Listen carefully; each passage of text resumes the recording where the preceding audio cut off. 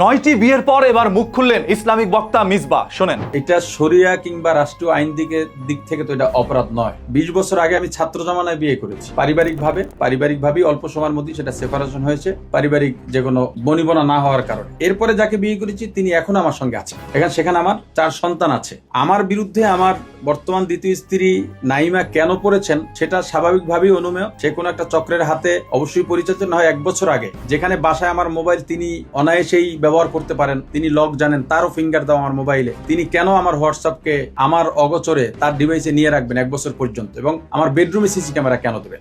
না, আমি আগে বিশ্বাসের সর্বোচ্চ জায়গায় তো একজন পুরুষের কাছে তার স্ত্রী থাকে। উনি প্রকাশ্যে বলেছেন একটি মিডিয়ায় যে আমি নাকি 9টি বিয়ে করেছি এবং আমার অনেকগুলো পরকীয়া সম্পর্ক। মানে দিনকে রাত বলা যেমন মিথ্যা, তার এই স্টেটমেন্টও ঠিক ততটাই মিথ্যা। এ ব্যাপারে আমি আমার আইনজীবীর সঙ্গে আলোচনা করে তার এই যে আমাকে সম্মানহানি করেছে, আইনগত কি ব্যবস্থা নেওয়া যায় সেটা আমি আলোচনা করে ব্যবস্থাও নেব, ইনশাআল্লাহ সিদ্ধান্ত গ্রহণ করেছি। তার মুখ থেকে এই সকল বক্তব্যগুলো শোনার পর হয়তোবা আপনারা বুঝে গিয়েছেন কোন একটি কুচক্র বা চক্রান্ত তার পিছনে এরকম একটি কাজ করছে, আর সেই চক্রের হাতেই পড়েছেন তার স্ত্রী, যে তার বিরুদ্ধে এই ধরনের অভিযোগগুলো তুলছেন। হুজুর এও বলেছে আমার মোবাইল ফোনটি আমি আমার স্ত্রীর কাছে দিয়ে দিতাম, সে সবকিছুই ঢুকে ঢুকে দেখতো, মানে ফেসবুক, ইউটিউব যা কিছু আছে, যতগুলো যোগাযোগ মাধ্যম আছে সবকিছু সে যাচাই করে দেখতো। যদি আমি কারোর সাথে আসলেই পরকীয়া করতাম বা আরো কোনো স্ত্রী থাকতো, সে তো তখনই জানতে পারতো। আর আমার মধ্যে এতটুকু কনফিডেন্স আছে বিদায় আমি আমার ফোনটি তার কাছে দিয়ে দিতাম। তারপরও সে কিভাবে আমার বিরুদ্ধে এই ধরনের অভিযোগগুলো করছে, যেখানে আমার 4টি সন্তান রয়েছে।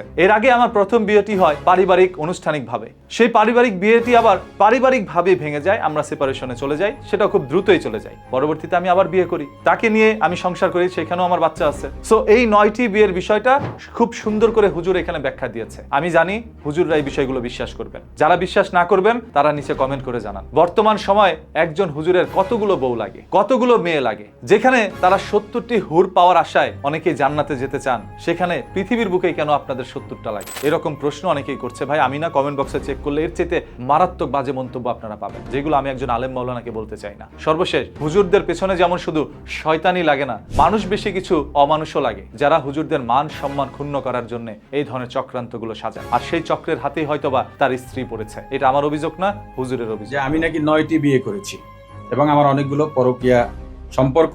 বর্তমান দ্বিতীয় স্ত্রী নাইমা কেন পড়েছেন সেটা স্বাভাবিকভাবেই অনুমেয়। সে কোনো একটা চক্রের হাতে অবশ্যই পরিচিত। ছাত্রদেরকে সময় হুজুরের উপরে একটি শয়তান ভর করে। এই 9টি বিয়ে করার পিছনে হুজুরের উপরে কোন শয়তান ভর করেছে? সেই শয়তান আপনাকে, আমাকে বা সবাইকেই ধরুক, এটাই নতুন প্রজন্ম চায়। তারপরও এই সম্পূর্ণ বিষয়গুলো আপনাদের কাছে কি মনে হয় কমেন্ট করে জানান। আর প্রতিদিনের ঘটে যাওয়া এই ধরনের ঘটনা, দুর্ঘটনা, লুকোনো সত্য জানতে পেজটাকে এখনই ফলো করে রাখেন।